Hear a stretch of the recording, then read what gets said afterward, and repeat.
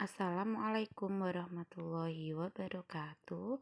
Hari ini kita akan belajar tema 1, subtema 3, pembelajaran 3. Anak-anak semua silakan untuk mempersiapkan bukunya ya.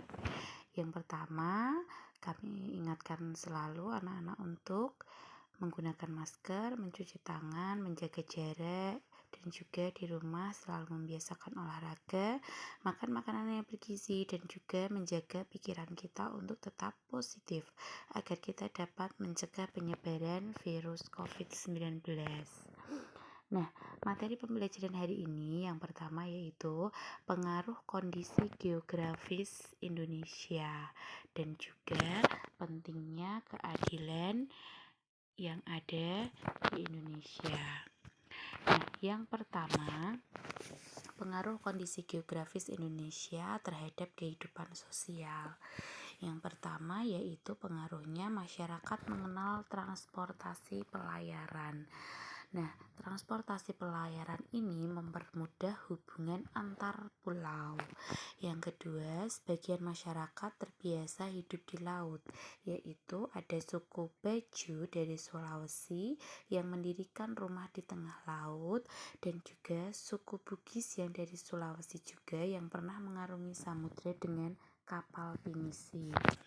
Yang ketiga, sebagian kelompok mendirikan pemukiman di pesisir, misalnya seperti Kampung Pulau Pancikan yang berisi keturunan Arab, Lasem yang ada di Rembang, dan juga Kampung Madras.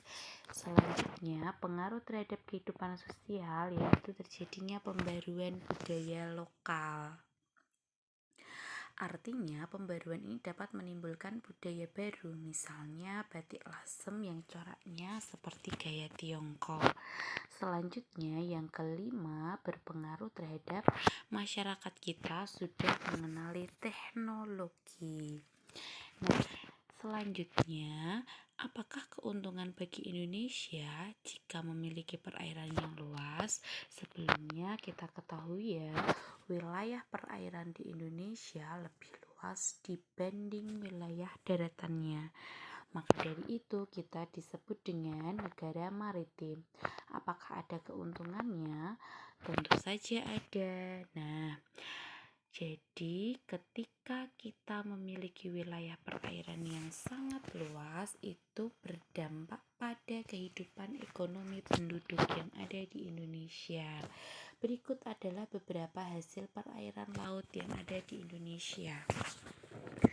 Yang pertama ada ikan laut.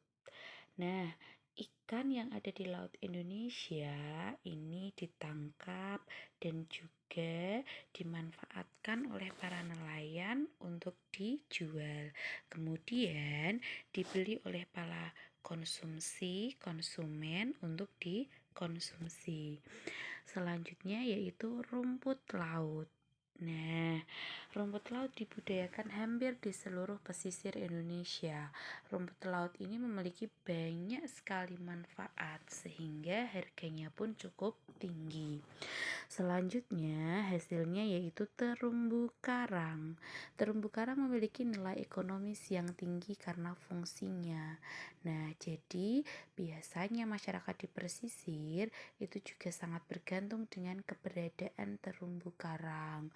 Tetapi saat ini banyak terumbu karang yang sudah rusak. Nah, selanjutnya yaitu mineral dan juga bahan tambang. Salah satunya adalah tambak garam ya. Ini merupakan mineral yang akrab dengan kehidupan sehari-hari karena kita sering menggunakannya.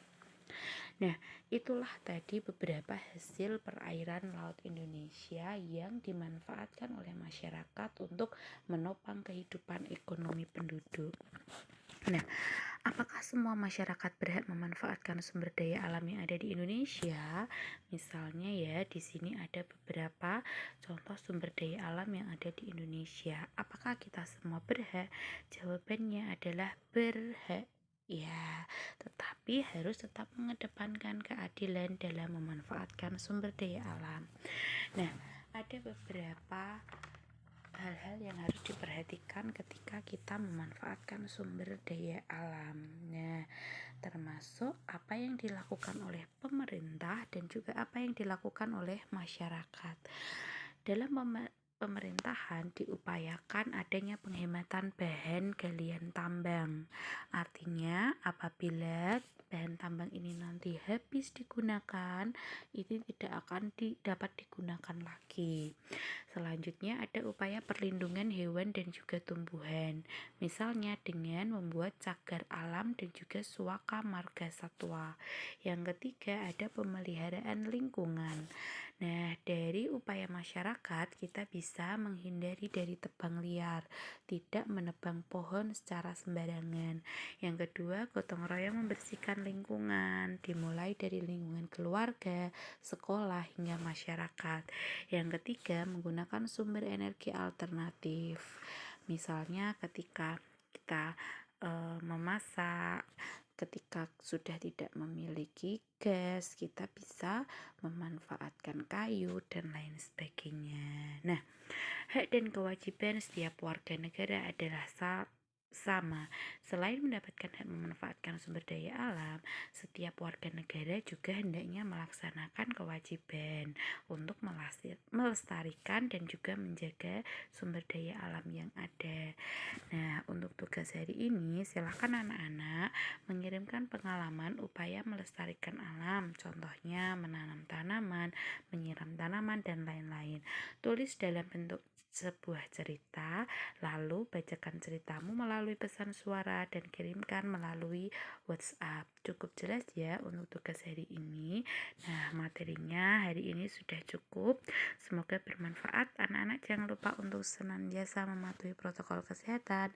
Kurang dan lebihnya mohon dimaafkan. Wassalamualaikum warahmatullahi wabarakatuh.